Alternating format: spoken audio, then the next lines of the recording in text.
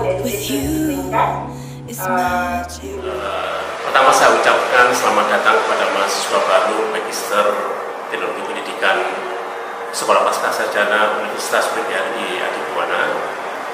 Pada perkuliahan perdana ini kami menyelenggarakan kuliah tamu internasional, di mana kami mengundang dua pakar narasumber.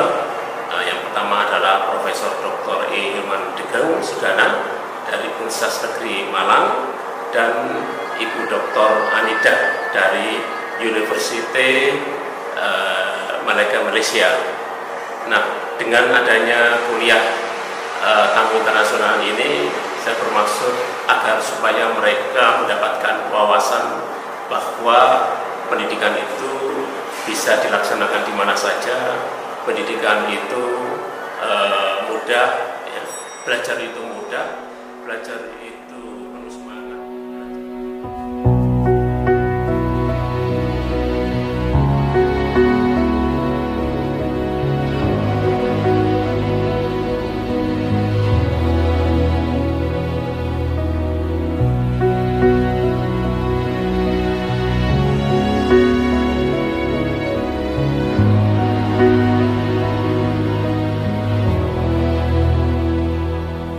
Every day with you is magic. Sudah? Every Okey. kiss. Oke. Assalamualaikum warahmatullahi wabarakatuh. Waalaikumsalam warahmatullahi wabarakatuh. Sebelum kita memulai perkuliahan ini, izinkan saya menjelaskan kurikulum vitae Bu Dr. Anida. Oke. Pemateri kita hari ini adalah, saya coba membaca kurikulum vitae beliau. Bu Dr. Anida binti Robani, beliau senior lecturer dari Institute of Technology Management and Entrepreneurship, University Technical Malaysia Melaka, Malaysia. Beliau ini menyelesaikan S3 atau PhD-nya di University of Malaya atau UM Kuala Lumpur, Malaysia, dengan judul The Role of Technoscience Park in Promoting Industrial Innovation, a Case Study of Technology Park Malaysia, TPM and Kulim High Tech Park. Kemudian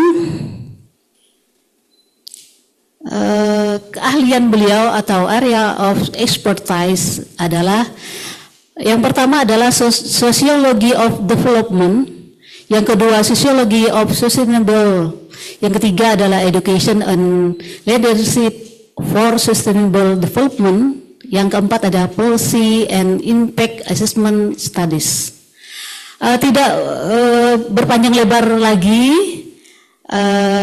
sebelum Bu Dr. Anida memaparkan terkait tema Teaching and Learning in the 21 Insight for Research Venture, kita akan memberikan waktu kurang lebih 1 jam.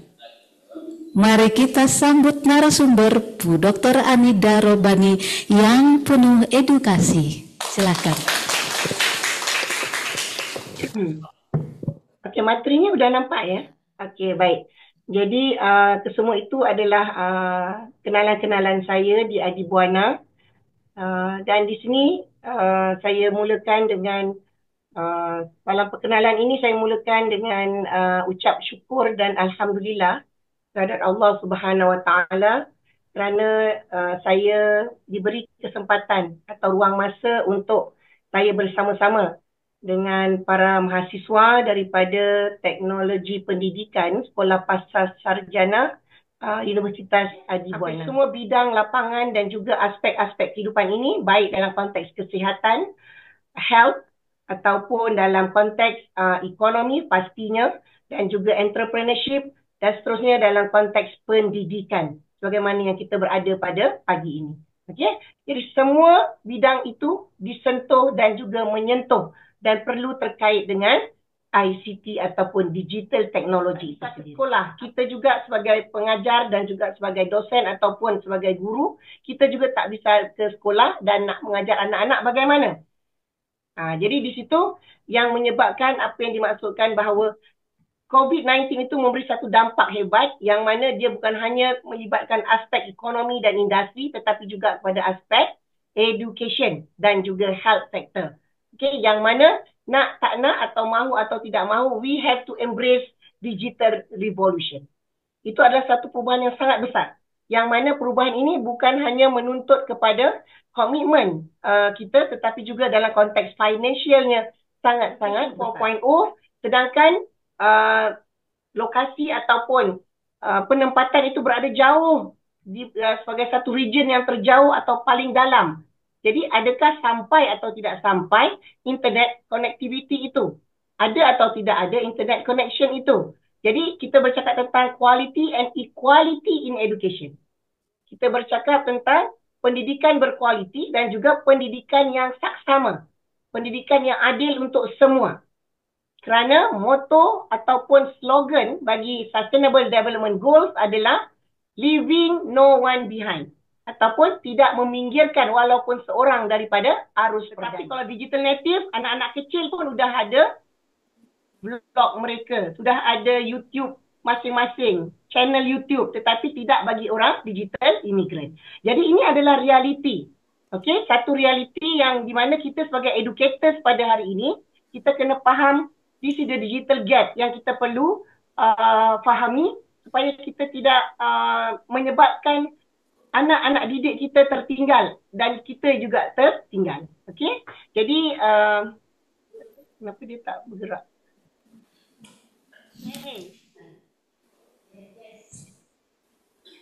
Boleh. Ya. Lanjut aja. Dr. sabar ya. Ya, baik. Untuk mahasiswa sekalian, ada yang mau ditanyakan? Silakan. Gloria tu ada ya?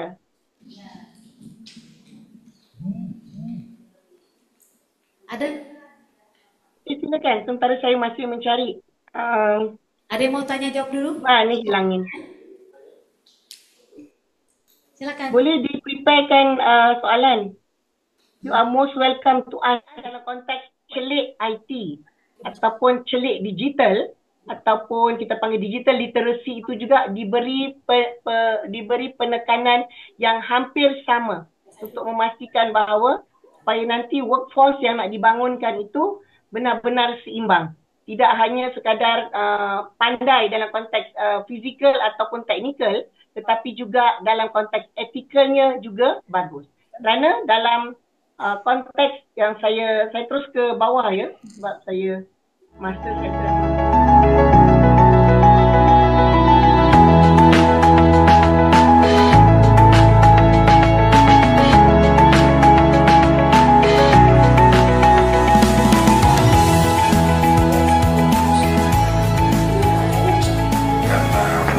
Sesuatu disebabkan oleh apa, itu hubungan antar variabelnya sekarang sangat lemah. Ini terjadi karena apa? Kita tidak segera bisa mengungkapkannya. Katakanlah yang sederhana, tren yang terakhir yang ada itu kan online learning. Nah, kalau coba kita kaji itu, online learning itu kenapa? Kenapa ada kecenderungan seperti itu? Orang selalu mengatakan pandemi. Nah sekarang pandemi sudah tidak ada, kenapa online learning masih ada ya? Nah seperti itu. Nah hal-hal seperti itulah yang sekarang ini sedang digeluti oleh teknologi pendidikan. Sehingga mahasiswa yang masuk katakanlah ke program studi ini, nah secara khusus yang mengambil bagian untuk mengejar magister di Unipa, harus mendapatkan hal-hal yang seperti itu. Sehingga nanti setelah dia lulus dari sini, dia mulai menggambarkan peristiwa-peristiwa fenomena yang terjadi, dapat memberikan penjelasan tentang itu, dapat memberikan prediksi yang terjadi jika begini dan bagaimana berikutnya, dan pada bagian akhir dapat mengontrol agar kerusakan tidak terjadi lebih parah. Nah, bagian-bagian itulah yang penting untuk digarap di program studi ini hari-hari atau semester-semester ini. Karena apa? Kecenderungan ada gerakan yang luar biasa sekarang ini. Bukan belajar hanya di satu tempat. Belajar tidak hanya di sekolah, bukan hanya di rumah, tetapi aktivitas belajar bisa dikerjakan di mana saja. Itu konsep yang tadi dalam kuliah dikatakan tentang apa yang disebut dengan learn from anywhere. COVID-19, kita melihat bahawa ini adalah naungan educator, sama ada educator di peringkat sekolah ataupun educator di peringkat universitas. Kita sama-sama perlu memahami latar belakang kepada ekonomi dan juga guru budaya dunia pada era COVID-19.